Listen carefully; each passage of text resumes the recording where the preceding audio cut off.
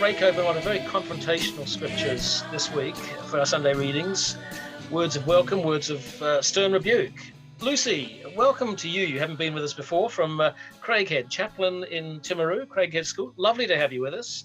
Evening. Gary from Gore, good to see you looking fit and well and amongst us again. And Anne, who has a sort of vested interest in this passage and who I know reasonably well. Good to see you on board. Anne, do you want to give us some background? Yeah, I know normally at this point we go into kind of context within the gospel, but given the limited time we have, I really just want to look at the context of this whole issue of what Jesus says about divorce. Now, the Pharisees who come to quiz Jesus know that they're bringing a really sticky question. They're working with some verses in Deuteronomy, which make it sound, if you just read through them, as if divorce could almost be done carelessly just because a wife doesn't please a husband anymore. And so various rabbinic schools debated long and hard over just what conditions were valid grounds for divorce. And they ranged from it only being permissible if she was found faithful, to the famous case where they suggest that if she burns his dinner, that's valid grounds for divorce.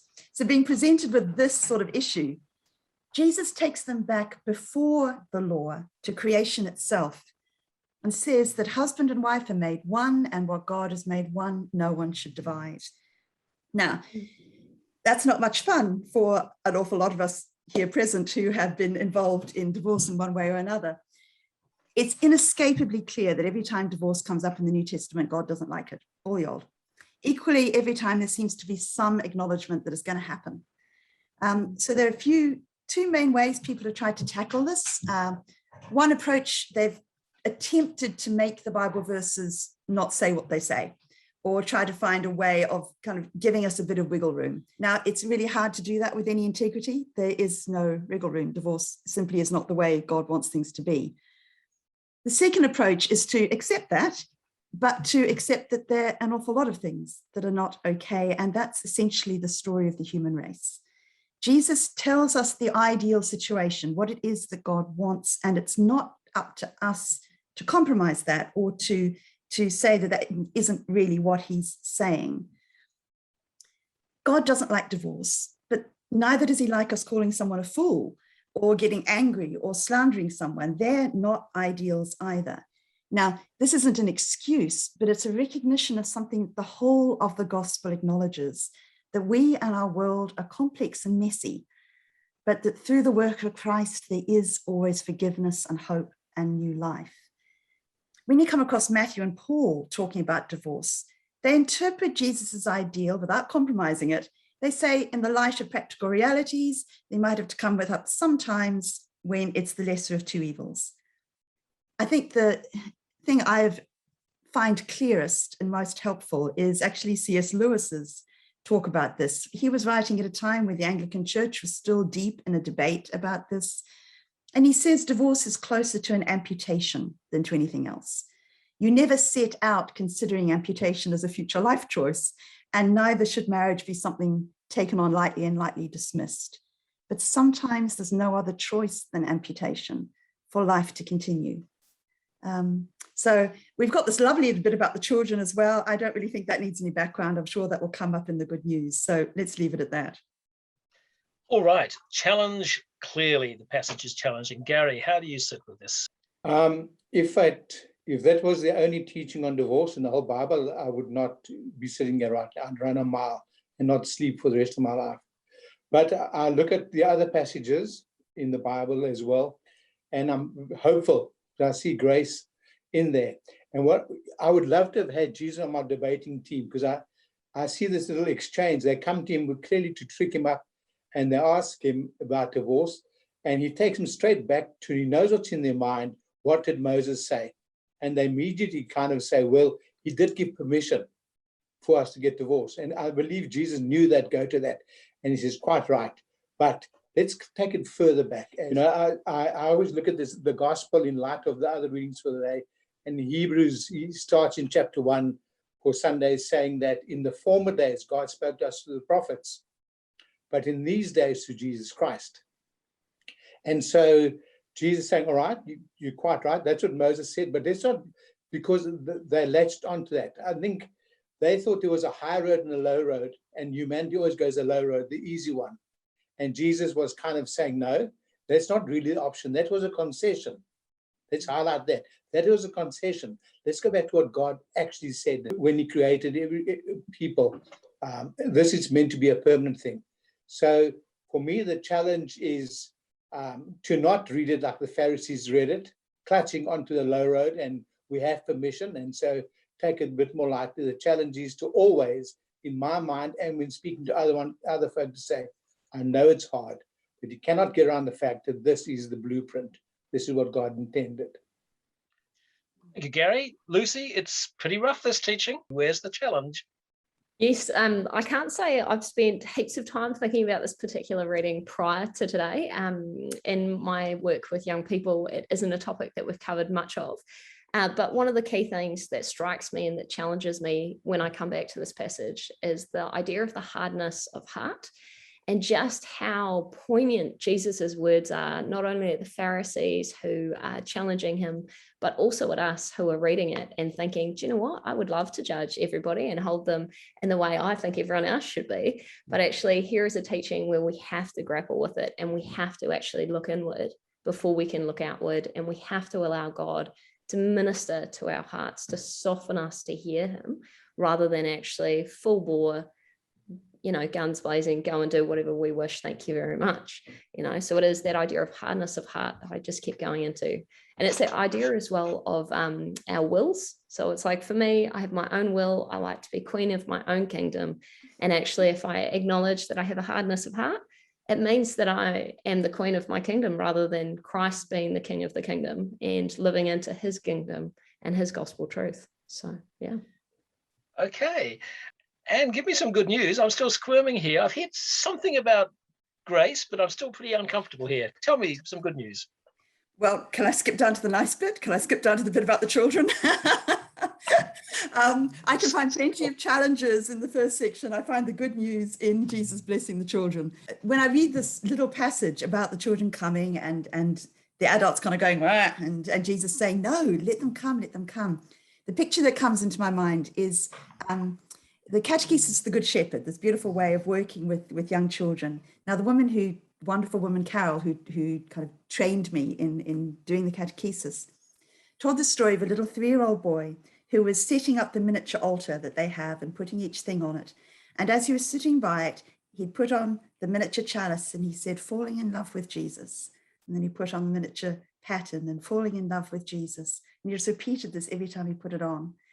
And I look at the kind of wholehearted way children feel and think how wonderful it is to fall in love with Jesus again. And, there's so many things that we can argue Jesus was meaning about, coming as little children. But to me, that's the center of it, just the willingness to fall in love with Jesus again and come and climb onto his lap.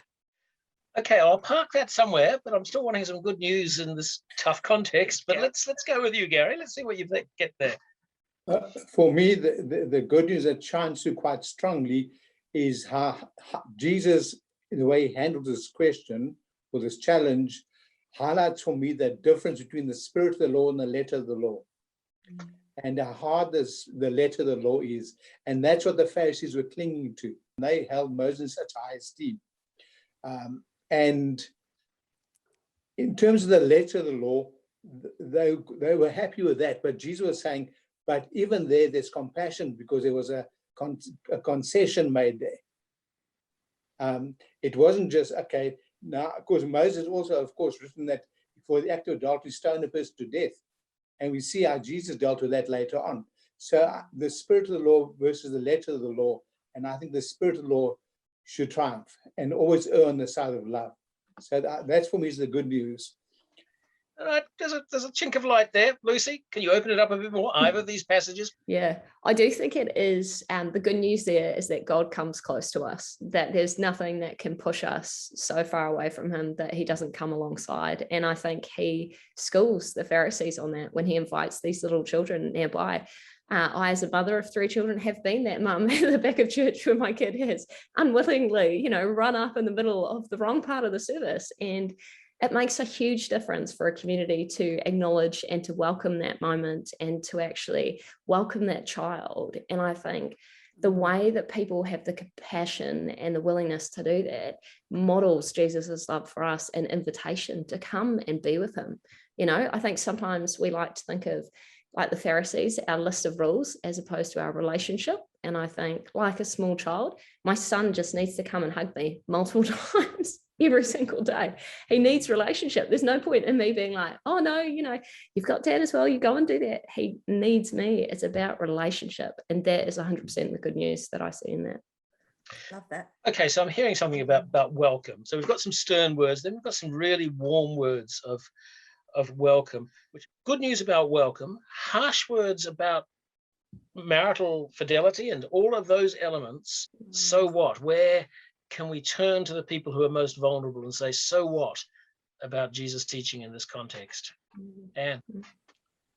I think the so what for this, and I suppose it does have a kind of promise of the good news that I found difficult to find earlier as well, is whether we are able to trust the Jesus who gathered the children onto his lap enough to risk the difficult stuff and risk commitment. So to me, I think we need to take this much wider than divorce. I think we need to look at the whole concept of commitment to anything. And if you look around in our society at the moment, you've got this huge fear of missing out, which I think influences our willingness to commit to any sort of club, which is going to take up an evening a week, because maybe something better would come up that we'd like to do in that evening, and difficult to commit ourselves to a role within the church because maybe something will come up on a Sunday morning and we don't want to miss out. And I think can be similar with reluctance to commit yourself to marriage, because what happens if someone else comes along I like better? The so what is, let's trust that what God wants in us is faithfulness and that he will honor that faithfulness. And so let's be willing to commit and to hang on to that commitment. With the aid of God, Lucy, does that resonate for you? The sense that Jesus puts a pretty tough challenge and then asks us to find grace and his presence in that challenge. Yeah, definitely. And, you know, like as a parent, you want to challenge your children and the behavior that they have, or there's no hemming in and they continue in behaviors and norms that, you know, that will lead to difficult consequences later in their lives. And I think the massive thing with children is they need to know where they stand. And Jesus is making life easy for us. Even though it's a challenge, he's saying, this is where I stand. This is where the boundary is. Don't go beyond the boundary. Look, you know, we know that at some point you might run past the boundary and then we're just going to call you back in and we'll call you back in. And then we'll have another corridor as we go deeper. And I think, yeah, the boundaries are just, he makes it easier for us to follow, because without this, we'd be lost. So boundaries is a really exciting word to emerge here because it's so clear for us.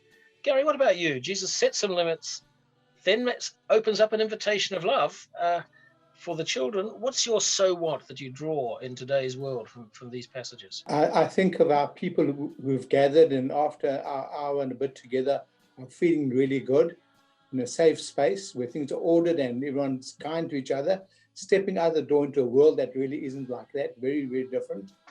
And so how does that impact on our lives? You say, well, it's not just your life, it's the world. What Jesus did, and I try and imagine the tone of voice he was using, and I see it very pastoral here, where he's saying, listen, let's go back to the beginning. So he's saying to them, all is not lost. You have a blueprint. And that's what I said to my folk. We have a blueprint. It was given to us. Let's go back to the beginning and start there again and come to a clear understanding and commit to that blueprint. So for me, that is the so what. It's a fairly encouraging so what. So let's leave it there with these strict words and yet encouraging and welcoming words. And thank you for wrestling, the three of you, with really a tricky passage and quite confrontational. Gary, Anne, Lucy, thanks for being on board and breaking open the scriptures once again.